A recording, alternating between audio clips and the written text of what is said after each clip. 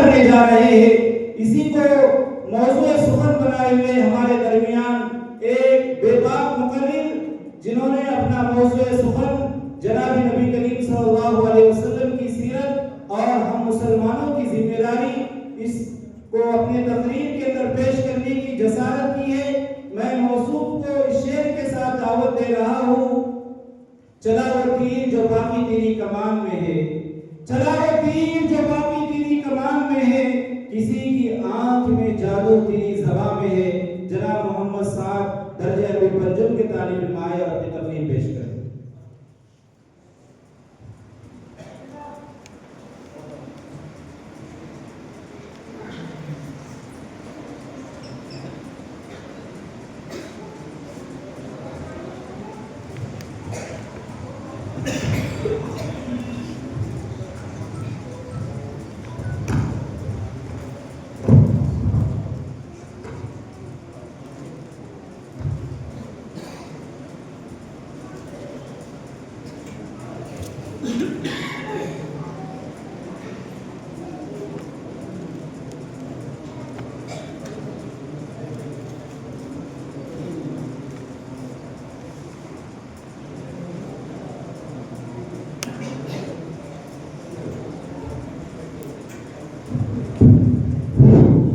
السلام علیکم ورحمۃ اللہ وبرکاتہ.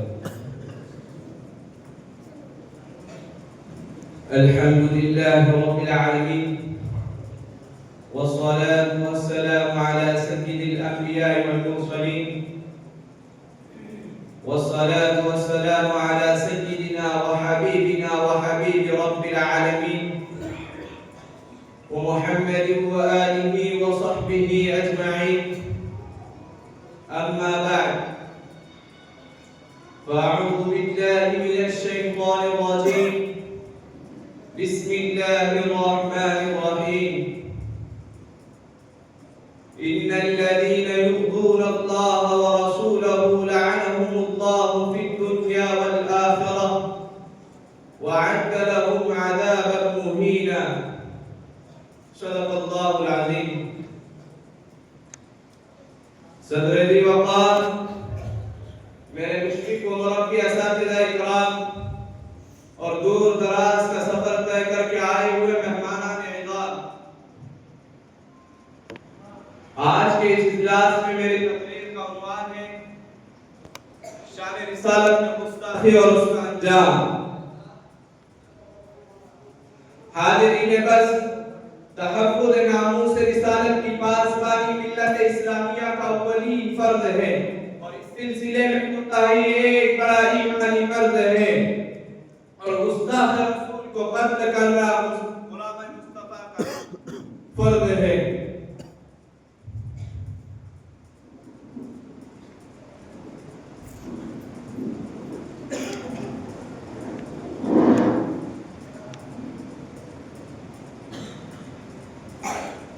الحمد للہ رب العالمین. حقیقت یہ ہے کہ شان رسالت میں گستاخی ایک بھیانک اور گھناؤنا جرم ہے، غلامان مصطفیٰ پر ظلم ہے، جسے جذب ایمانی، غیرت اسلامی، حمیت مسلمانی کبھی برداشت نہیں کر سکتی. ہاں میرے دوستو، گستاخ رسول کی سزا سوائے قتل کے کچھ اور نہیں ہو سکتی.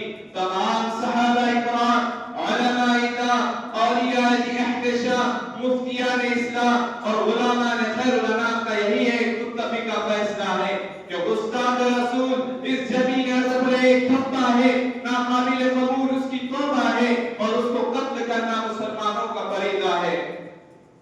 جی ہاں میرے اللہ کا بھی یہی قانون ہے کہ گستاخ رسول کو اپنی زمین پر رہنے کا کوئی حق نہیں دیتا.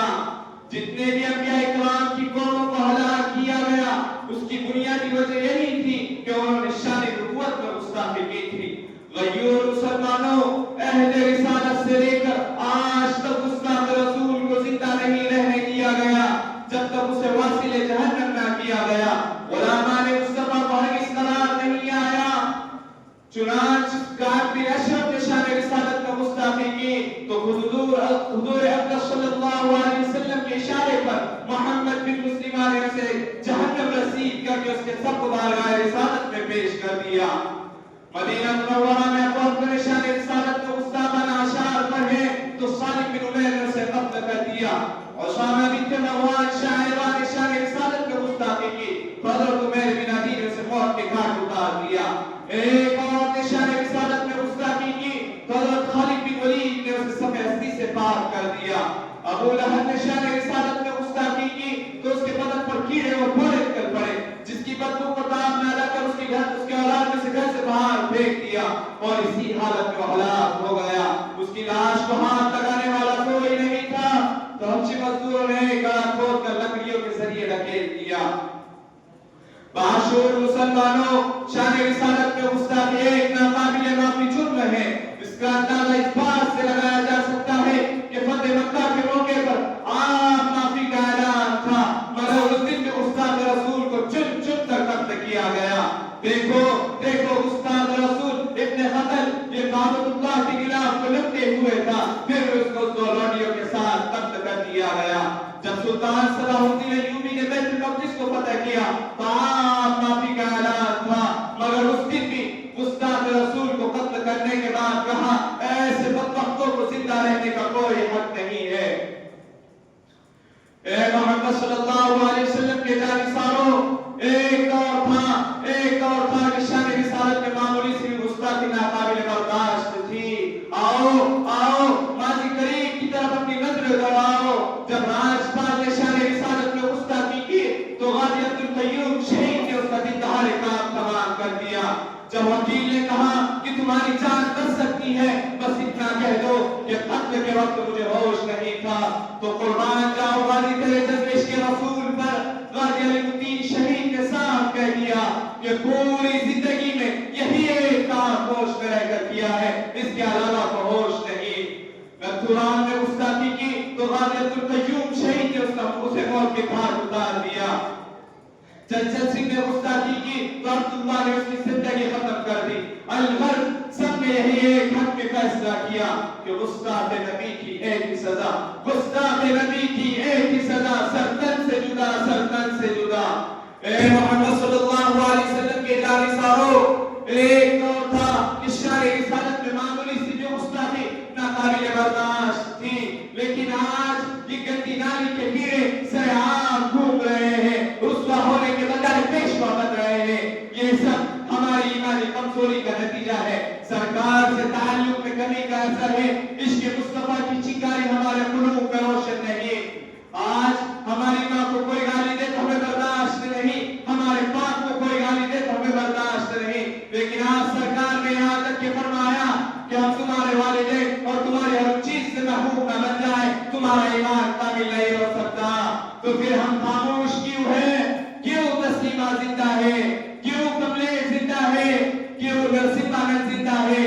क्यों रामगिरी जिंदा है? होना तो ये चाहिए था या गुस्ताखी करने वाली ज़बान न रहे, या उसको सुनने वाले कान न रहे, या गुस्ताखी तहरीर करने वाले हाथ न रहे, या फिर उसे पढ़ने वाली ज़बान न रहे, या गुस्ताखी का वजूद न रहे, या फिर उसे देखने वाली आंखें न रहे। आखिरकार हमारे कान में बालियां, हाथों में छुरियां और सरों पर चोटियां हैं, जिसकी वजह से मजबूरन कहना पड़ रहा है कि या रसूल अल्लाह हम शर्मिंदा हैं, कि या रसूल अल्लाह हम शर्मिंदा हैं, आपके गुस्ताख जिंदा है। ए तलबा व उलमा की जमात, आज अगर तुम इस कुफ्र की अंधेरी में ईमान और इस्लाम का दीन चलाना चाहते हो तो सबसे पहले तहफ़्फ़ुज़ नामूस रिसालत के लिए और खड़ा होना पड़ेगा। ए नौजवानों उठो, इससे पहले कि शान रिसालत में गुस्ताखियां देख कर कुदरत मोहम्मद इंतकाम न ले ले, अल्लाह की इज्जत और जलाल को गुस्सा आ जाए, इसलिए नामूस रिसालत की हिफाजत की पासबानी को कबूल कर लो। बेहिसी और बेगैरती की ज़िया को तार कर दो। अगर इस धरती पर कोई गुस्ताख रसूल जिंदा रहेगा तो आपका कोई नुज़र काबिल कबूल न होगा।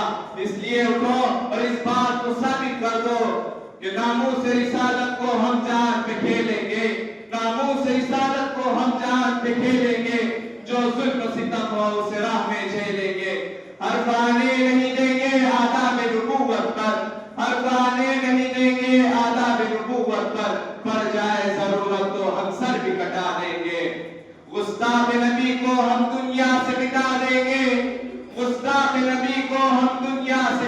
دیں گے، ہم امتی ہیں ان کے، یہ دنیا کو بتا دیں گے۔ وآخر دعوانا الحمدللہ رب العالمین۔